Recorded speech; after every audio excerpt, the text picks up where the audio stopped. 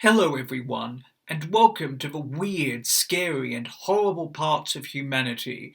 Today we are going to look at one of South Korea's worst serial killers, Yoo Young-chul. Born in Gochang County on the 18th of April 1970, Yoo Young-chul undertook a 10-month mass murder spree in Seoul, cannibalizing many of his victims, thus becoming the most prolific serial killer in the country's history.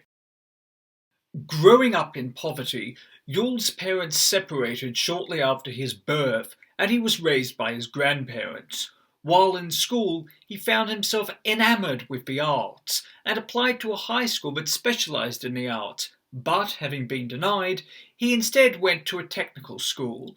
Throughout his teenage years and early 20s, Yul had a history of committing petty theft, from stealing cash to cameras and cars. He was first charged with a crime at 18 and was sent to jail for 10 months in 1991 for theft. Married on 23rd of June 1993 and with his only child born on the 26th of October 1994, crime became a way for him to provide for his family. His wife divorced him on the 27th of October 2000 following his conviction for raping a 15-year-old girl, for which he spent 3 years in prison in Seoul. He had spent a total of 7 years in South Korean prisons prior to committing his first murder, having been released for the sentence of child rape on the 11th of September 2003, less than 2 weeks before his first murder. He allegedly suffered from schizophrenia and was angry at society for making him an outcast. On the 24th of September 2003, Yul committed his first murder, stabbing a university professor and his wife with a hammer, who were aged 72 and 67 respectively, in Gangnam Ghoul Seoul. He always used the same modus operandi of breaking into the houses of the wealthy and bludgeoning them to death with a hammer. He left the appearance of a robbery homicide, yet took no valuables or money, which baffled the police.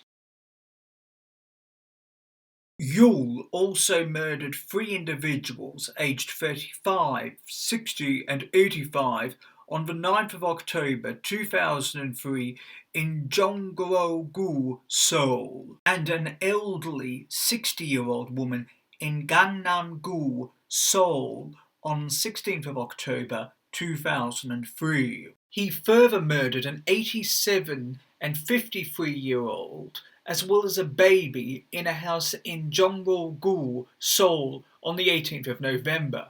However, he broke his modus operandi when trying to open a safe, which caused him to injure himself. As a result, he then burnt the house down to destroy all evidence. He further murdered an 87 and 53-year-old as well as a baby in a house in Ghoul Seoul on the 18th of November. However, he broke his modus operandi when trying to open a safe, which caused him to injure himself. As a result, he then burnt the house down to destroy all evidence. It is also speculated that he was motivated by several movies, including Public Enemy, Very Bad Things, and Normal Life. On the 11th of December 2003, he met a new girlfriend who was a prostitute. Eventually, she found out what Yoo had done and told Yoo that she would never see him again. Motivated by this, Yoo vowed to take out his anger and hatred on female prostitutes and masseurs in the future. He would later state in an interview that women shouldn't be sluts. In killing prostitutes, he would also begin mutilating, decapitating, and cannibalizing their bodies. Yul was arrested in January 2004 on an unrelated minor theft charge and was investigated and interrogated by police for 2 days. However, with no connection to the killings and knowledge that he was the murderer, Yul was subsequently released, which would have deadly consequences.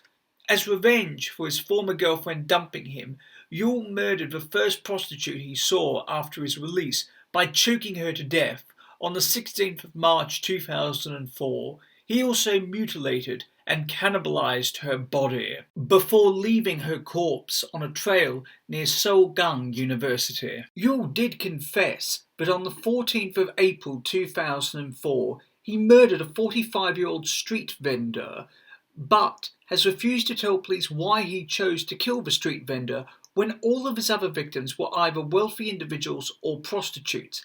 However, this case was eventually dismissed on a technicality when Yoo was captured.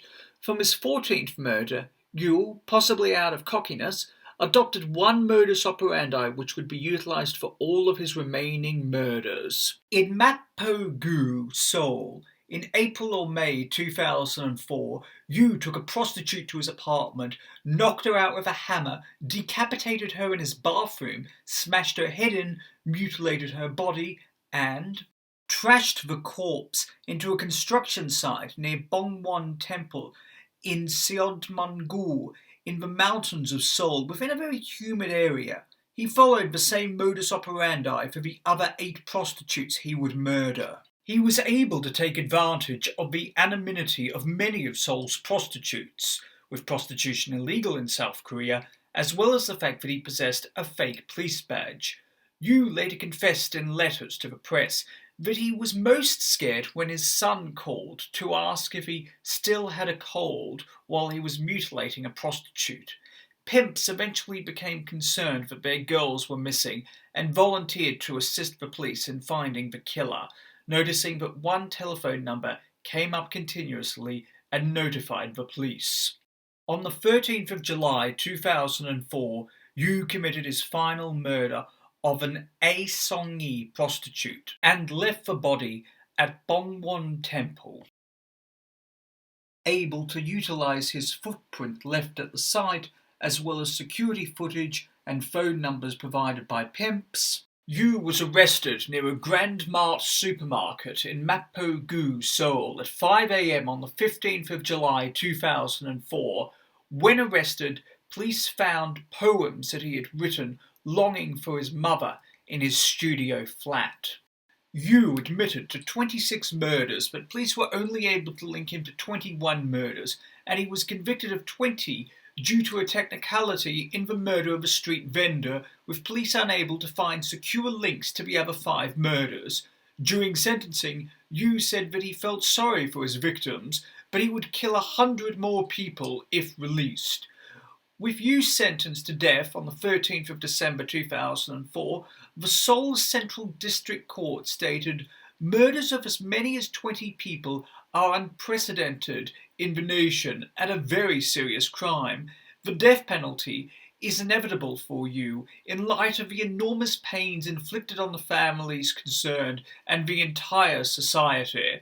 However, with South Korea a de facto abolitionist and the last execution having occurred in 1997, Yoo remains on death row in Seoul prison. In 2006, Yoo told TV broadcaster Seoul Broadcasting System, SBS, that he supported the retention of capital punishment, noting it is the cruelest punishment to isolate hideous criminals who cannot be reformed.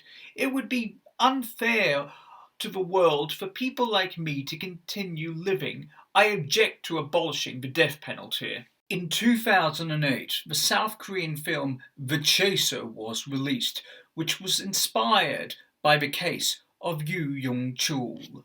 Thank you for watching. Please do yourself a favour and hit that like and subscribe button and the bell icon to inform you when new videos come out.